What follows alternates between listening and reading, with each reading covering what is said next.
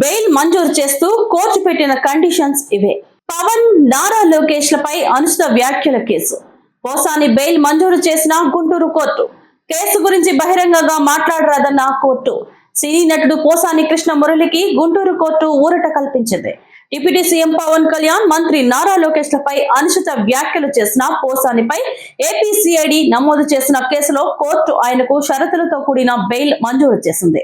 దీంతో ఆయన జైలు నుంచి విడుదలయ్యేందుకు అన్ని అడ్డంకులు తొలగిపోయాయి. పోసానికి కోర్టు విధించిన షరతులు ఇవే.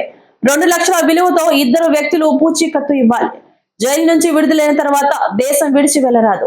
కేసు గురించి ఎక్కడా బహిరంగంగా మాట్లాడకూడదు. మీడియాతో కూడా మాట్లాడకూడదు. పత్రికలకు ప్రకటనలు ఇవ్వరాదు. 4 వారాల పాటు ప్రతి మంగళ, గురువారాల్లో ఉదయం 10 గంటల నుంచి మధ్యాహ్నం 12 గంటల లోపు మంగళగిరిలోని సిఐడి కార్యాలయానికి వచ్చి సంతకం చేయాలి. కేసు దర్యాప్తుకు పూర్తిగా సహకరించాలి.